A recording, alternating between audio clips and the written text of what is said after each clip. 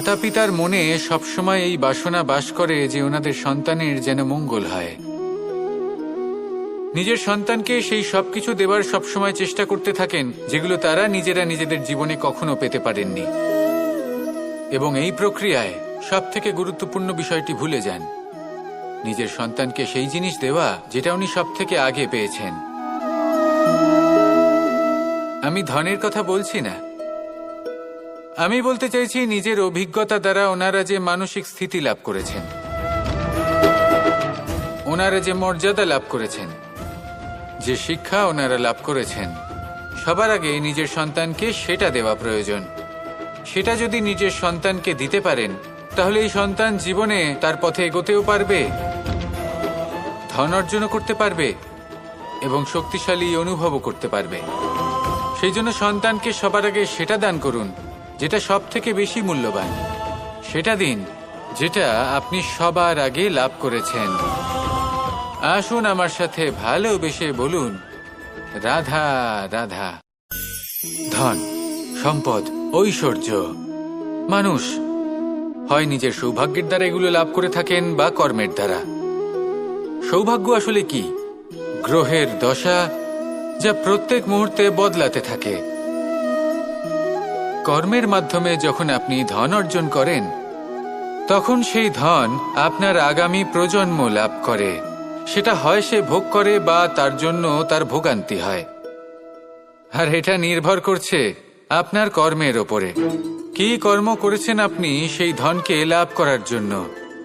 যদি আপনি সৎ পথে চলেন, নিষ্ঠা ভরে আপনি কর্ম করে থাকেন এবং তার ফলে আপনি ধন অর্জন করে থাকেন, তাহলে আপনার আগামী প্রজন্ম সেটা ভোগ করবে, সেটা প্রয়োগ করবে নিজের বিকাশের জন্য। কিন্তু যদি আপনি কুকর্ম করে থাকেন, কোনো রকম ছলনা করে থাকেন এই ধন লাভ করার জন্য, তাহলে 100% আপনার আগামী প্রজন্মকে এর জন্য ভুগতেই হবে। তাহলে আপনি কি চাইবেন? যে আপনার আগামী প্রজন্ম সুখ ভোগ করবে নাকি আপনার কুকর্মের পরিণাম ভোগ করবে? নির্বাচন আপনারই। আসুন আমার সাথে ভালোবেসে বলুন, রাধা রাধা। মানুষের শরীরের বিভিন্ন অঙ্গ দ্বারা ভিন্ন ভিন্ন প্রকারের কাজ করা হয়, আর সেই জন্য মানুষ নিজের শরীরের যত্ন করে, তার খেয়াল রাখে, নিজের শরীরকে সুস্থ রাখে, স্বচ্ছ রাখে, বস্ত্র পরিধান করে, আর কোথাও আঘাত লাগলে ক্ষতস্থান ঢেকে ফেলে। মানুষের শরীরে এমন একটি অঙ্গ আছে যা চোখে দেখা যায় না, যা অদৃশ্য থাকে, কিন্তু সেইটা দিয়ে মানুষের বিষয়ে অনেক কিছু জানা যায়। এবং মানুষের শরীরের সেই অঙ্গের নাম হল বাণী, আপনার ভাষা। আপনি যেভাবে কথা বলেন, যার সাথে কথা বলেন, আপনি যেভাবে শব্দ চয়ন করেন, তার দ্বারা আপনার বিষয়ে অনেক কিছু বোঝা যায়, আপনার ব্যক্তিত্বের বিষয়ে অনেক কিছু বোঝা যায়। সেই জন্য সবসময় কিছু বলার আগে একটু ভেবে নিন, নিজের কথার ওপর একটু নিয়ন্ত্রণ রাখুন। আমার কথা শুনুন, এই হৃদয়কে শুদ্ধ করে তুলুন। যদি এই হৃদয় শুদ্ধ থাকে তাহলে সর্বদা মধুর বাণী নির্গত হবে, যা সবাইকে প্রফুল্ল করে তুলবে, আর তখন এই মন প্রসন্ন হয়ে বলবে, রাধা রাধা। প্রেমের পরিভাষা আসলে কি? ভিন্ন ভিন্ন ধরনের ব্যক্তি, ভিন্ন ভিন্ন ধরনের প্রেমী, আলোচক বিভিন্ন ধরনের পরিভাষা প্রদান করেন এই প্রেম নিয়ে। কিন্তু প্রত্যেকের মনেই কখনো কখনো এই প্রশ্ন এসেছে, এই ভালোবাসা আসলে কি? নিজের প্রিয়তমকে জয় করাই কি প্রেম? চার হাত এক হয়ে যাবার নামই কি প্রেম? নিজের আবেগ ব্যক্ত করাই কি ভালোবাসা? না, প্রেমের অর্থ কাউকে লাভ করা নয়, বরং তার মাঝে বিলীন হয়ে যাওয়া। যদি কারোর হাত ধরে থাকি তাহলে আজীবন তার সাথে পথ চলা হলো প্রেম। প্রেম শুধুমাত্র সেটা নয় যা প্রেমী আর প্রেমিকার কেশদামে মালা বেঁধে দেয়। মাতা পিতার জন্য দিনরাত পরিশ্রম করা, নিজের পরিবারের জন্য দিনরাত পরিশ্রম করা, সেটাও প্রেম। নিজের বন্ধুদের জন্য, আপনজনের জন্য সবকিছু উজাড় করে দেওয়ার নাম হলো ভালোবাসা। নিজের মাতৃভূমির জন্য সাহসের সাথে লড়াই করা এবং আনন্দে নিজের জীবন ত্যাগ করে দেওয়াও কিন্তু প্রেমের নামান্তর। সেই জন্য যারা বুদ্ধিমান ব্যক্তি তারা কখনো প্রেমের পরিভাষা খুঁজতে চান না, কারণ তারা জানেন যে এই প্রেম কতটা বিশাল। তারা জানেন যে এই প্রেম হলো এক বিশাল সাগর যাকে নিজের মুঠোয় ধরে রাখা যায় না। সেই জন্য এই প্রেমের সাগরে ডুবে যান এবং সকলকে ভালোবাসতে শিখুন। যদি সবাইকে ভালোবাসতে পারেন তাহলে তাদেরও কল্যাণ হবে যারা আপনাকে ভালোবাসে, তাদেরও কল্যাণ হবে যাদেরকে আপনি ভালোবাসেন, আর আপনারও কল্যাণ হবে। আর তখন এই মন ভালোবেসে বলবে, রাধা রাধা। কখনো কখনো আমরা খুব ব্যথিত হয়ে পড়ি। আমরা নিজেদের পরিবারের জন্য এত কিছু করি আর তারা আমাদের দেখলেই ভয়ভীত হয়ে পড়ে, আমাদের দেখলে বিরক্ত হয়। কখনো নিজেদের সন্তানকে বিকাশের পথে অগ্রসর করার জন্য আমরা তাদের উপর একটু জোর দিই যাতে তারা পরিশ্রম করে, কিন্তু সেই সন্তান আমাদের উপর বিরক্ত হয়ে পড়ে। কখনো সন্তানকে সঠিক শিক্ষা দেওয়ার জন্য আমরা তাদের কিছু সীমা নির্ধারিত করি, তখন সেই সন্তানের চোখে নিজেদের জন্য আমরা ঘৃণা দেখতে পাই। মানুষ কেন ব্যথিত হবে না? দেখুন, যখন সূচের দ্বারা আপনি বস্ত্র সেলাই করেন তখন সূচের আঘাত সেই বস্তুকে সহ্য করতে হয়, কিন্তু তাতে সেই সূচ বা আপনার উদ্দেশ্যে কোনো প্রভাব পড়া উচিত নয়, কারণ আপনি তো আপনার কর্ম করছেন, আর তাও পূর্ণ নিষ্ঠা ভরে, এবং অবশেষে আপনার উদ্দেশ্য শুভ প্রমাণিত হবে। তাই কেউ বিরক্ত হচ্ছে বলে বা কারোর চোখে নিজের প্রতি ঘৃণা দেখার ভয় কখনো পিছিয়ে যাবেন না। কষ্ট না করে বিকাশ সম্ভব নয়। কর্ম করতে থাকুন, সব কিছু শুভ হবে। আসুন আমার সাথে ভালোবেসে বলুন, রাধা রাধা। কখনো এই প্রশ্ন আসতে পারে যে ইমারত কেন নির্মাণ করা হয়, কেন উৎসব পালন করা হয়, কেন মানুষ নিজেদের জন্মদিন পালন করেন, কেন দোল, বিজয়া দশমী, রাখি, দীপাবলির মতো উৎসব পালন করা হয়? যদি এগুলো পালন না করা হয় তাতে কি যায় আসে? যদি এই দোল উৎসব পালন না করা হয় তাহলে কি এই সংসার ভুলে যাবে যে নারায়ণের প্রতি ভক্তির কারণে ভক্ত প্রহ্লাদকে অগ্নি স্পর্শও করতে পারেনি? যদি বিজয়া দশমী পালন না করা হয় তাহলে কি এই সংসার ভুলে যাবে যে এই দিনে শ্রীরাম রাবণকে বধ করেছিলেন? যদি আমরা দীপাবলির এই উৎসব পালন না করি তাহলে কি এই সংসার এটা ভুলে যাবে যে অযোধ্যাতে অমাবস্যার এমন এক রাত এসেছিল যে রাত্রে অযোধ্যা পূর্ণিমার থেকে বেশি উজ্জ্বল হয়ে উঠেছিল? যদি এই রাখি উৎসব পালন না করা হয় তাহলে কি এই সংসারের ভাই এবং বোনেরা একে অপরের প্রতি ভালোবাসা কি সেটা ভুলে যাবেন? বিষয়টা ভুলে যাওয়ার নয়, বিষয়টা হলো মনে রাখার। যখন জীবনে আমরা কোনো একটা স্থানে পৌঁছই, উপলব্ধিগুলোর উৎসব পালন করি, যাতে সেই মুহূর্তে আমরা সকলের মধ্যে আনন্দ ছড়াই এবং মানুষ সেই মুহূর্তটা মনে রাখেন। এই স্মৃতিগুলোই মানুষের মধ্যে বিশ্বাসের জন্ম দেয়। এই বিশ্বাস যে আগামী যেদিন আসছে তাতে আরো আনন্দের সম্ভাবনা রয়েছে। ভালোবাসার এই উৎসব, ভালোবাসার এই পার্বণ, এটা মানুষের মনে বিশ্বাসের জন্ম দেয় যে প্রত্যেক যুগে কেউ না কেউ এসেছে এবং পরবর্তীতেও আসবে। তাহলে আসুন আমরা ডুবে যাই আমার লীলার এই প্রেম যাত্রায় এবং ভালোবাসার এমন একটা উৎসব পালন করা যাক যা এই সংসার যুগ যুগ পর্যন্ত মনে রাখবে। তাহলে আসুন আর আমার সাথে ভালোবেসে বলুন, রাধা রাধা। সমুদ্র মন্থনের সময় দুই ধরনের রত্ন লাভ করা হয়েছিল। প্রথম হলাহল, যার প্রভাব থেকে এই সমস্ত সংসারের জীবের প্রাণ বাঁচানোর জন্য মহাদেব তাকে নিজের কণ্ঠে ধারণ করে নিয়েছিলেন। আর দ্বিতীয় অমৃত, যেটা কিঞ্চিত পরিমাণ মাত্রায় পাওয়া গেছিল। কখনো কখনো জীবনে এমন কোনো বস্তু যা আপনি প্রয়োজনের থেকেও অনেক বেশি মাত্রায় ভোগের জন্য লাভ করে থাকেন, তা আপনার জন্য বিষ প্রমাণিত হতে পারে।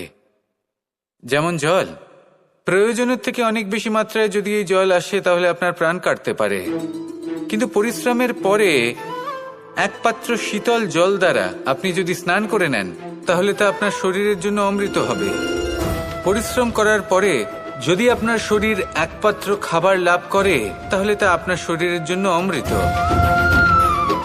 কিন্তু যদি কোনো পরিশ্রম না করেই আপনি দিনরাত শুধুই খাবার গ্রহণ করতে থাকেন তাহলে আপনার কাছে তা বিষ সমান।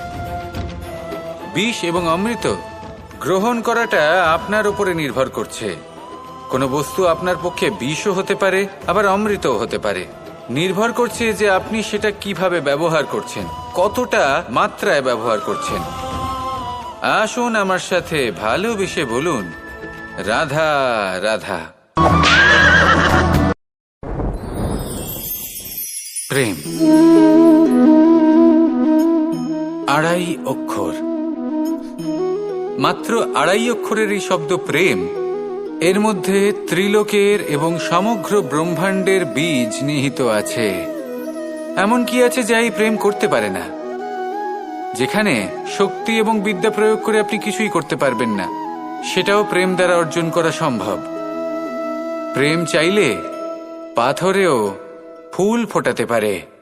প্রেম চাইলে ন্যাড়া পাহাড়ের বুক চিরে নদীপথ তৈরি করতে পারে। চাইলে নিরক্ষর ব্যক্তিকে সংসারের শ্রেষ্ঠ জ্ঞানী করে তুলতে পারে। শুধুমাত্র এই প্রেমের জন্য সবার দুষ্টু কানাই ঘনশ্যাম হয়ে উঠেছিল। শুধুমাত্র এই প্রেমের টানেই ত্রিলোকের স্বামী দ্বারকাধীশ নির্ধন সুদামার পদসেবাও করেছিলেন। এই প্রেম হলো সংসারের সবথেকে বড় শক্তি। এই সংসারের আধার হলো প্রেম। এমন কিচ্ছু নেই যা এই প্রেমের পক্ষে সম্ভব নয়।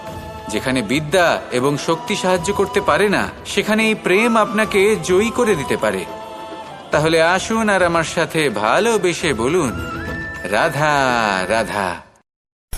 এটা কোনো এক সময়ের কথা। একটি শেয়াল ভুলবশত একটি নগরীতে প্রবেশ করে এবং সে সেখানে হঠাৎ ধোপাদের পাড়ায় প্রবেশ করে। নীল রং গোলা জলে পড়ে যায়।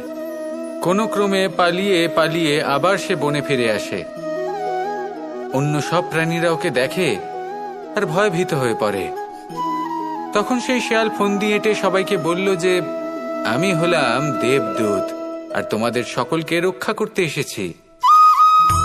সবাই ওর কথা মেনেও নিল। প্রত্যেক দিন ওকে ধনধান্য খাবার এইসব প্রদান করতে লাগলো।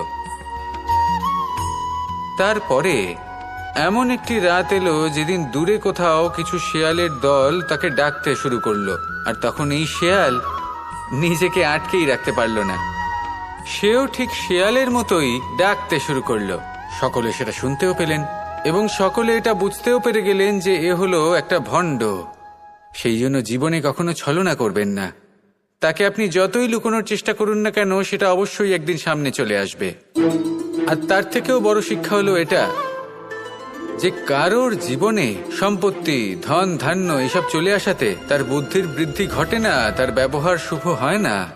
এটা তখন হয় যখন সেই ব্যক্তি সেটা নিজে পেতে চায়, তার জন্য ভাবনা চিন্তা করে, কর্ম করতে থাকে। আর যখন একজন ব্যক্তি নিজের বুদ্ধি এবং ব্যবহার উন্নত এবং শ্রেষ্ঠ করে তুলতে পারেন, তখন তিনি নির্ধন হয়েও ধন অর্জন করতে পারেন। ঠিক পদ্মফুলের মতো। একটি পদ্মফুল কিন্তু জন্ম নেয় পাকের মধ্যে।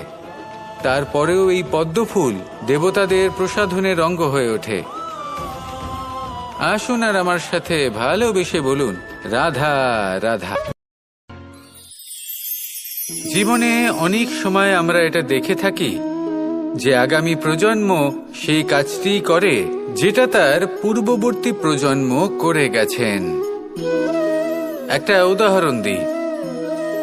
তাহলে দেখুন, একদিকে আছে মাতা পিতা যারা আজীবন সংঘর্ষ করেছেন ধন অর্জন করার জন্য। তারপর তারই সন্তান তার সাথেই লড়াই করে তার থেকে সমস্ত সম্পত্তি ছিনিয়ে নিল। তারপরে যত সময় অতিবাহিত হয়, সেই সন্তানের সাথেও সেই একই ক্রিয়া ঘটতে থাকে। তার সন্তান তার সমস্ত সম্পত্তি ছিনিয়ে নেয়। তাহলে এমন কি সঞ্চয় করবেন যা পরবর্তী প্রজন্মকে দিয়ে যেতে পারেন, সেই বিষয়ে ভাবুন।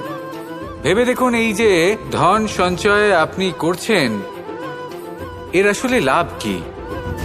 অবশ্যই আবশ্যক, কিন্তু এটাই কি শুধু সবথেকে গুরুত্বপূর্ণ বিষয়, যেখানে আপনি জানেন যে আপনি এই সম্পত্তি ভোগ করতে পারবেন না? কারণ এই সমস্ত সম্পত্তি আপনাকে পরবর্তী প্রজন্মের হাতে সঁপে দিতে হবে। তাহলে ধন সঞ্চয় করুন, কিন্তু এমন একটা সম্পত্তি কেন সঞ্চয় করা উচিত নয় যার উপভোগও আপনি করতে পারবেন, পরবর্তী প্রজন্মকেও দিয়ে যেতে পারবেন, আর মতভেদও হবে না।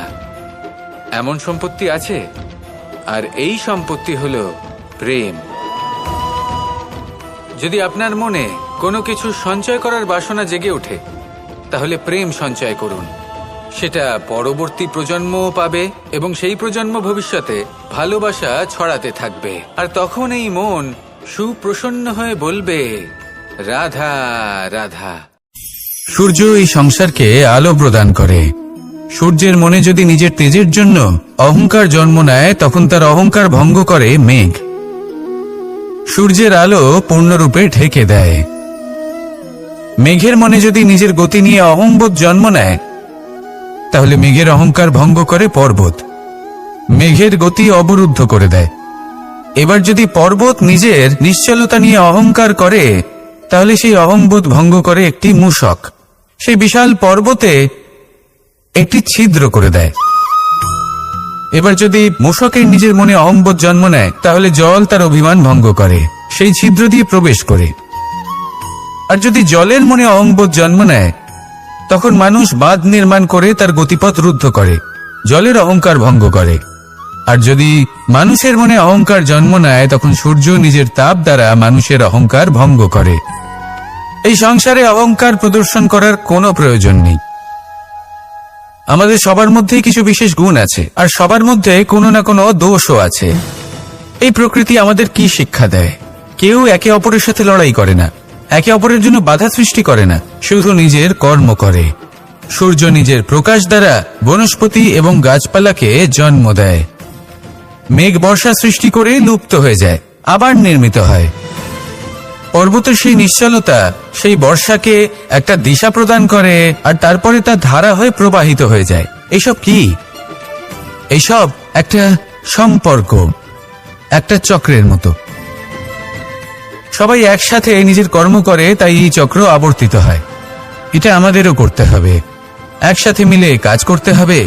কারোর জন্য বাধা হয়ে উঠলে হবে না, কাউকে ছোট মনে করলে হবে না। এটাই করতে থাকুন, সবাই মিলেমিশে কর্ম করুন। প্রকৃতি আমাদের এই শিক্ষাই দেয়। আসুন আমার সাথে ভালোবেসে বলুন, রাধা রাধা। এই সংসার বলে যে কৃষ্ণ হলো মহাযোগী, কেউ বলে যে কৃষ্ণ হলো সাংখ্য যোগের প্রবর্তক, কেউ বলে ভক্তি যোগের, কেউ বলে জ্ঞান যোগের, কেউ কেউ এটা মনে করেন যে অষ্টাঙ্গ যোগের প্রভু হলাম আমি। কিন্তু এই যোগ আসলে কি? যোগ বিষয়টাকে বোঝা খুব একটা কঠিন নয়, কিন্তু সেই যোগকে নিজের যাপনের অংশ করে তোলা হলো অত্যন্ত কঠিন, আর তার জন্য প্রয়োজন অভ্যাস। যোগ শব্দটার অর্থ হলো যুক্ত করা, আর এটা আমি ছোটবেলায় শিখেছিলাম। যখন আমার মাখন খেতে ইচ্ছে করত, আর মা মাখনের সেই হাঁড়িটা ওপরে টাঙিয়ে রাখতেন, তখন আমরা ভাবতাম যে অত দূরে পৌঁছবো কি করে। তখন আমরা যোগের বিষয়ে জানতে পারলাম, আর তখন জানতে পারলাম যে সবথেকে গুরুত্বপূর্ণ যোগ আসলে কি? সহযোগিতা, সাহায্য। আমরা সব সখারা একসাথে জড়ো হতাম, একে অপরের পিঠের উপর উঠে দাঁড়াতাম, আর তারপর আমরা ওই মাখনের হাড়ির কাছে পৌঁছতে পারতাম, আর তারপর আমরা সবাই মিলে সেই মাখন ভাগ করে খেতাম। সহযোগিতা, এটা অত্যন্ত গুরুত্বপূর্ণ। পাণ্ডবরাও মহাভারতে এটাই করেছিলেন। ওনাদের সাথেও কেউ ছিল না, একে অপরকে সাহায্য করে ওনারা অনেক বীরদের একত্রিত করেছিলেন। তারপর অবশেষে মহাভারতের এই মহাযুদ্ধে ওনারা জয়লাভ করেছিলেন। রামায়ণে রাম এবং লক্ষ্মণের সাথে কেউ ছিল না। সহযোগিতার মাধ্যমে ওনারা ভাল্লুক আর বানর সেনাকে একত্রিত করেছিলেন, আর এই সংসারের সব থেকে প্রবল রাক্ষস রাবণকে বধ করেছিলেন। মনে রাখবেন, একসাথে মিলে যদি আপনারা কর্ম করতে শেখেন, তাহলে এই সংসারে এমন কিছুই নেই যেটা আপনি অর্জন করতে পারবেন না। আসুন আমার সাথে ভালোবেসে বলুন, রাধা রাধা। এই সংসারে প্রত্যেক প্রত্যেকটা জিনিসের নিজস্ব একটা বিশেষত্ব আছে, আর তার বিশেষত্বর জন্যই তাকে বিশেষ গুরুত্ব দেওয়া হয়। যদি কথা বলি অস্ত্রের, যেমন তরোয়াল, তরোয়াল নির্মাণ করা হয়েছে রক্ষার জন্য। কত তাড়াতাড়ি সে সামনে উপস্থিত শত্রুকে নিধন করতে পারে। এবার এই তরোয়ালের কোন গুণটা দেখা প্রয়োজন? সেটার ধার। সেই বস্তুটি নয় যার মধ্যে এই তরোয়াল রাখা হয়। সেইভাবেই যদি আমি কথা বলি বাণের, তাহলে এটা প্রয়োজনীয় নয় যে সেই বাণ কতটা তীক্ষ্ণ, কতটা বলশালী। এটা দেখা প্রয়োজন যে তার আকারটা কেমন। সে কি বাতাস ভেদ করে নিজের লক্ষ্যে পৌঁছতে পারবে? সেটা বেশি গুরুত্বপূর্ণ। সেই জায়গাটা নয় যেখানে সেই বাণ রাখা হয়। ঠিক সেইভাবেই যদি আপনি কোনো মানুষেরই মূল্য বুঝতে চান, তাকে পরখ করে দেখতে চান, তাহলে তার জাতি, তার ধর্ম, তার রূপ, তার আকার, সেগুলো দেখে তাকে পরখ করতে চেষ্টা করবেন না। তাকে পরখ এই সব কিছুর ভিত্তিতে করবেন না। তার স্বভাবটা দেখুন, তার গুণ দেখুন, তার প্রতিভা দেখুন, তার কর্ম দেখুন। কারণ এটাই সেই ব্যক্তির আসল পরিচয়, এটাই হলো তার অস্তিত্ব। যখনই আপনি কোনো নর্তককে শ্রেষ্ঠ নৃত্য প্রদর্শন করতে দেখেন, তখন আপনি কিন্তু এটা ভাবেন না যে সে কোথা থেকে এসেছে, সে কি খায়, ওর বন্ধু বান্ধব কারা। আপনি তার নৃত্য দেখেন, ওর শিল্প দেখেন, সেটারই প্রশংসা করেন, সেটাকেই সম্মান করেন। সেইভাবে এই সংসারে সকলকে সম্মান করুন। আর এই সম্মানের আধার হওয়া উচিত তার গুণ, তার স্বভাব, তার কর্ম, তার রূপ আর তার বেশভূষা নয়। আসুন আমার সাথে ভালোবেসে বলুন, রাধা রাধা। সবাই বলেন যে জীবনে কাদের সঙ্গ লাভ করছি সেটা খুব গুরুত্বপূর্ণ। এক ঝুড়ি ফলের মধ্যে যদি একটা পচা ফল আপনি রেখে দেন, তাহলে আস্তে আস্তে সমস্ত ফল পচে যায়। সেই জন্য কথায় আছে যে কুসঙ্গ থেকে দূরে থাকো। কিন্তু কি করা যায়? এই সংসার খুবই ছোট। যেখানে আমরা কাজ করি, যেখানে আমরা থাকি, যে পথে আমরা আসা যাওয়া করে থাকি, যে পথে আমরা ভ্রমণ করি, সেখানে এমন অনেক সংখ্যক ব্যক্তি থাকেন যাকে দেখে আমরা মনে করি যে এদের থেকে দূরে থাকতে হবে। তখন আমরা কি করতে পারি? তাদের কি আমরা পরিত্যাগ করব? তাহলে এই সংসারে এমন অনেক মানুষ আছেন, তাহলে কি সংসারই পরিত্যাগ করব? না, সেই ফলের মতন হবেন না যারা একটি পচা ফলের উপস্থিতির জন্য নিজেরাও নষ্ট হয়ে যান। বরং হয়ে উঠুন চন্দন বৃক্ষের মতন, যেটা আসলে সাপেদের বাসস্থান, যেখানে অনেক সংখ্যক অত্যন্ত ভয়ানক বিষধর সাপ থাকে। তারপরেও এই চন্দন, সে কিন্তু নিজের শ্রেষ্ঠত্ব হারায় না। এর মূল্য কিন্তু সেই একই থাকে। মনে রাখবেন, এই সংসারে নিজের সঙ্গ বদলানোর পূর্বে নিজেকে বদলান। নিজেকে কিছুটা এমন ভাবে গড়ে তুলুন যে কেউ আসুক না কেন সে যেন আপনাকে বিভ্রান্ত বা দূষিত না করতে পারে। আসুন আমার সাথে ভালোবেসে বলুন, রাধা রাধা। নিজের নিজের অভিজ্ঞতাগুলো দেখে, তার পরিণাম দেখে প্রত্যেক মানুষের মনে একটা ধারণা জন্ম নেয়।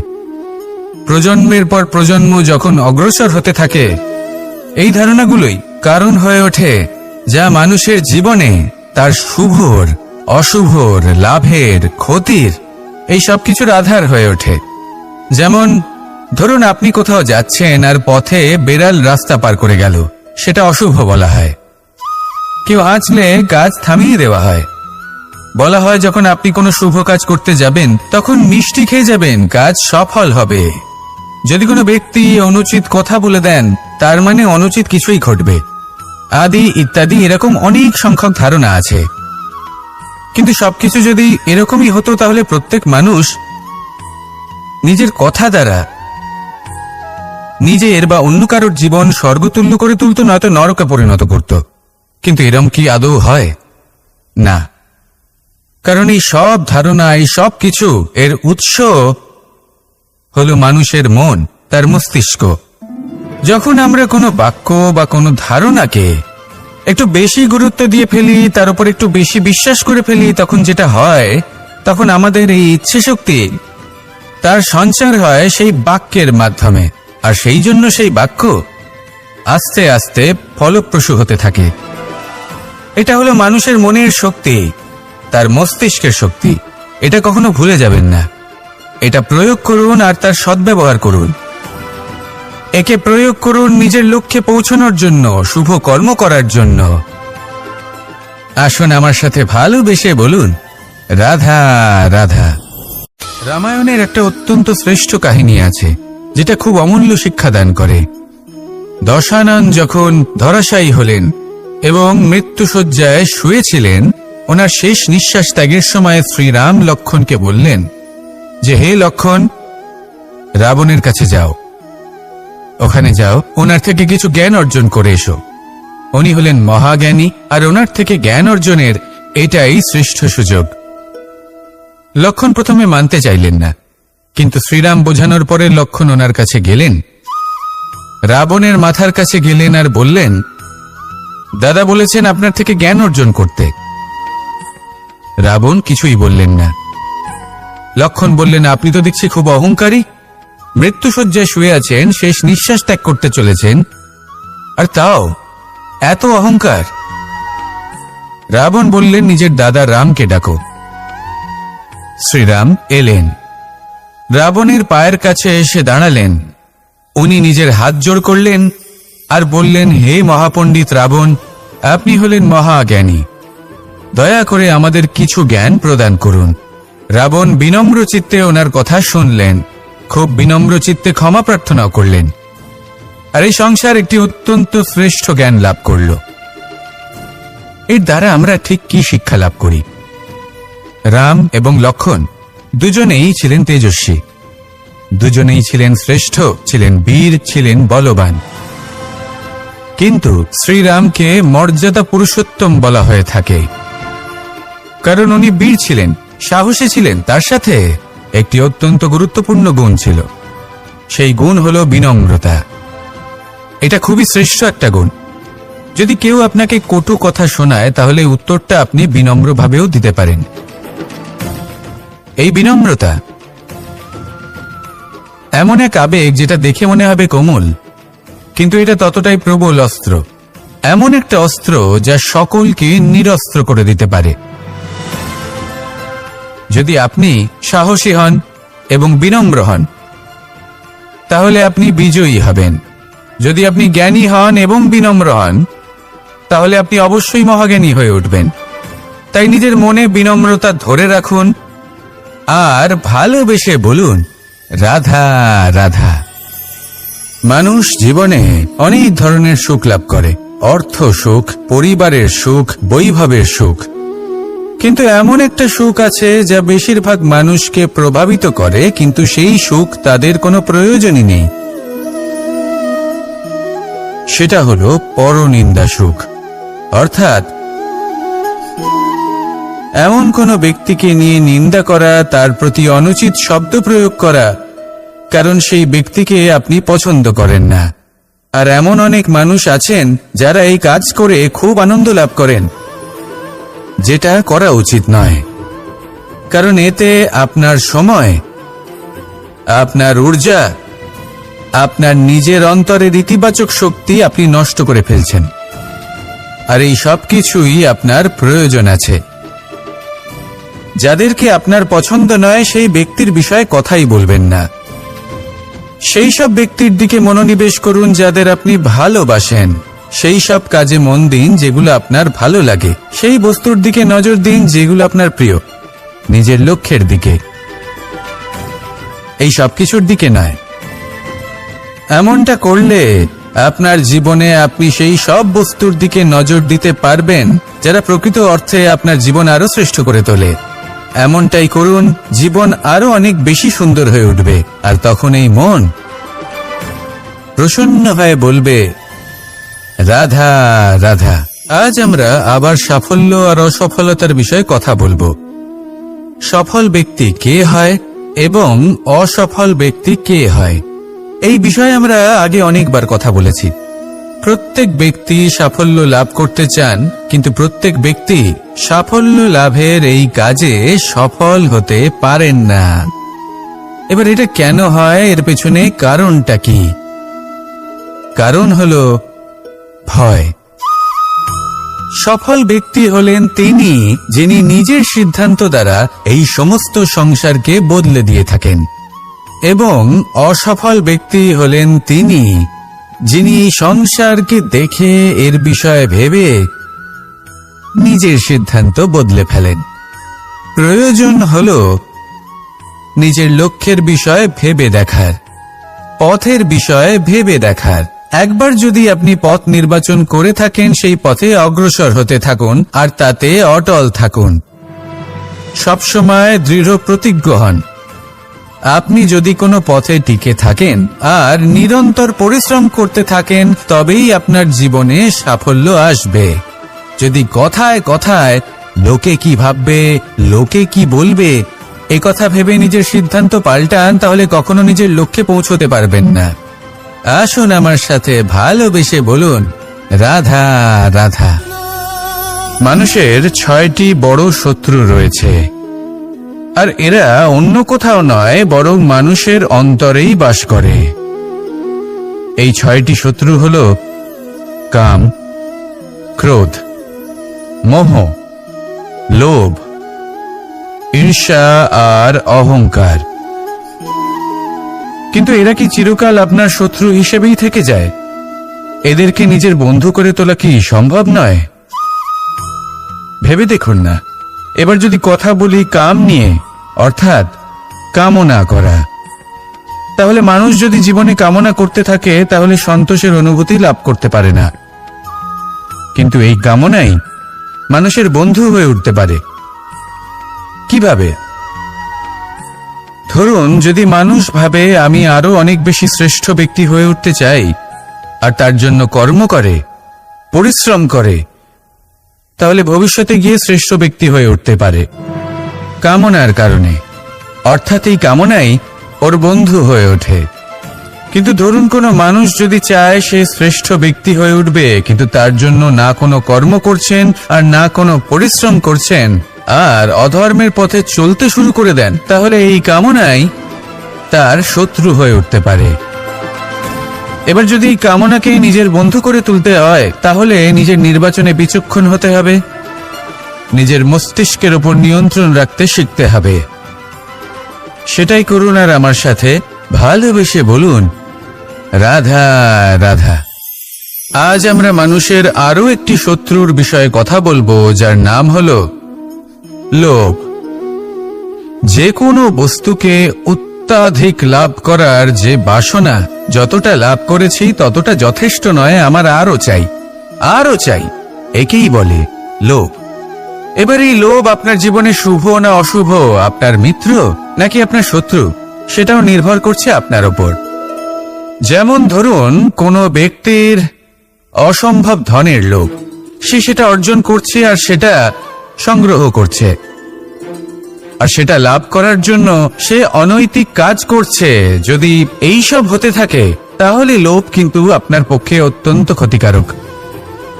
কিন্তু যদি সেই ব্যক্তি ধরুন ধন অর্জন করছেন, তার সাথে নীতিও পালন করছেন, আর সংগ্রহ করার পরে সেটা সংসারে ছড়িয়ে দিচ্ছেন, যদি এমনটা হয়, তাহলে এই লোভ আপনার বন্ধু হয়ে উঠতে পারে। যদি আপনার সৎসঙ্গ লাভ করার, সৎকর্ম করার লোভ থাকে, তাহলে আপনি কখনো একা থাকবেন না।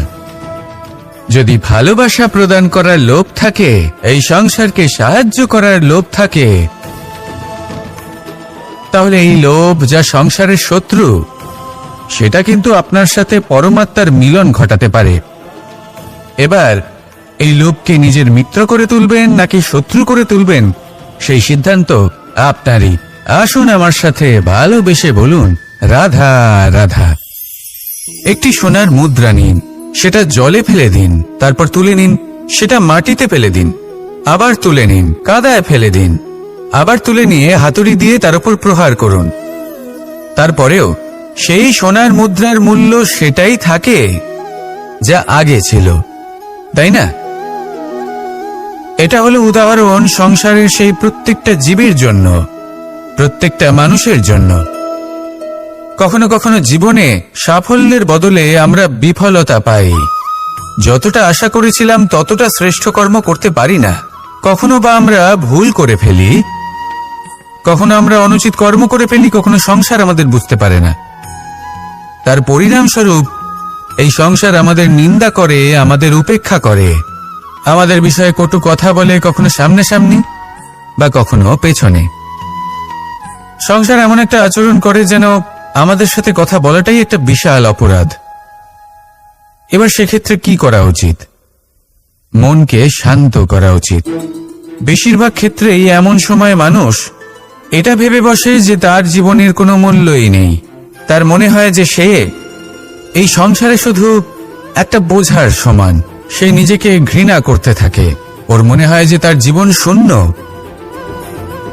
কিন্তু তা নয়। আপনি সোনার মুদ্রার মতো। যদি আপনার মধ্যে সেই গুণ থাকে, আপনি শ্রেষ্ঠ কর্ম করেন, আপনার মধ্যে সেই বিদ্যা থাকে, আপনি নিরন্তর প্রয়াস করেন, সৎকর্মের পথে এগোতে থাকেন, তাহলে আপনার নিজের যে মূল্য তৈরি হয় সেটা কোনো পরিস্থিতিতে কোনো ব্যক্তি আপনার থেকে কেড়ে নিতে পারবে না। শুধু নিজে ভেঙে পড়বেন না। এটা ভাবুন, যে সম্মান আপনি হারিয়েছেন সেটা আপনি কিভাবে ফিরে পেতে পারেন, তার জন্য কি করতে হবে। যে ধন আপনি হারিয়েছেন সেটা পেতে হবে কিভাবে, তার জন্য কি কি করতে হবে। শান্ত মনে সবটা ভেবে দেখুন, সিদ্ধান্ত নিন এবং অগ্রসর হন। আপনি এই সংসারের কাছে তেমনই হয়ে উঠবেন যেমন আপনার কর্ম হবে। যদি তা শ্রেষ্ঠ হয়, সবাই তাই ভাববে। আসুন আমার সাথে ভালোবেসে বলুন, রাধা রাধা। মানুষের শরীরের বিভিন্ন অঙ্গ দ্বারা ভিন্ন ভিন্ন প্রকারের কাজ করা হয়, আর সেই জন্য মানুষ নিজের শরীরের যত্ন করে, তার খেয়াল রাখে, নিজের শরীরকে সুস্থ রাখে, স্বচ্ছ রাখে, বস্ত্র পরিধান করে, আর কোথাও আঘাত লাগলে ক্ষতস্থান ঢেকে ফেলে। মানুষের শরীরে এমন একটি অঙ্গ আছে যা চোখে দেখা যায় না, যা অদৃশ্য থাকে, কিন্তু সেইটা দিয়ে মানুষের বিষয়ে অনেক কিছু জানা যায়। এবং মানুষের শরীরের সেই অঙ্গের নাম হল বাণী, আপনার ভাষা। আপনি যেভাবে কথা বলেন, যার সাথে কথা বলেন, আপনি যেভাবে শব্দচয়ন করেন, তার দ্বারা আপনার বিষয়ে অনেক কিছু বোঝা যায়, আপনার ব্যক্তিত্বের বিষয়ে অনেক কিছু বোঝা যায়। সেই জন্য সবসময় কিছু বলার আগে একটু ভেবে নিন, নিজের কথার ওপর একটু নিয়ন্ত্রণ রাখুন। আমার কথা শুনুন, এই হৃদয়কে শুদ্ধ করে তুলুন। যদি এই হৃদয় শুদ্ধ থাকে, তাহলে সর্বদা মধুর বাণী নির্গত হবে, যা সবাইকে প্রফুল্ল করে তুলবে, আর তখন এই মন প্রসন্ন হয়ে বলবে, রাধা রাধা। ধন, সম্পদ, ঐশ্বর্য, মানুষ হয় নিজের সৌভাগ্যের দ্বারা এগুলো লাভ করে থাকেন বা কর্মের দ্বারা। সৌভাগ্য আসলে কি? গ্রহের দশা, যা প্রত্যেক মুহূর্তে বদলাতে থাকে। কর্মের মাধ্যমে যখন আপনি ধন অর্জন করেন, তখন সেই ধন আপনার আগামী প্রজন্ম লাভ করে। সেটা হয় সে ভোগ করে বা তার জন্য তার ভোগান্তি হয়। আর এটা নির্ভর করছে আপনার কর্মের ওপরে। কি কর্ম করেছেন আপনি সেই ধনকে লাভ করার জন্য। যদি আপনি সৎ পথে চলেন, নিষ্ঠা ভরে আপনি কর্ম করে থাকেন এবং তার ফলে আপনি ধন অর্জন করে থাকেন, তাহলে আপনার আগামী প্রজন্ম সেটা ভোগ করবে, সেটা প্রয়োগ করবে নিজের বিকাশের জন্য। কিন্তু যদি আপনি কুকর্ম করে থাকেন, কোনো রকম ছলনা করে থাকেন এই ধন লাভ করার জন্য, তাহলে 100% আপনার আগামী প্রজন্মকে এর জন্য ভুগতেই হবে। তাহলে আপনি কি চাইবেন? যে আপনার আগামী প্রজন্ম সুখ ভোগ করবে, নাকি আপনার কুকর্মের পরিণাম ভোগ করবে? নির্বাচন আপনারই। আসুন আমার সাথে ভালোবেসে বলুন, রাধা রাধা।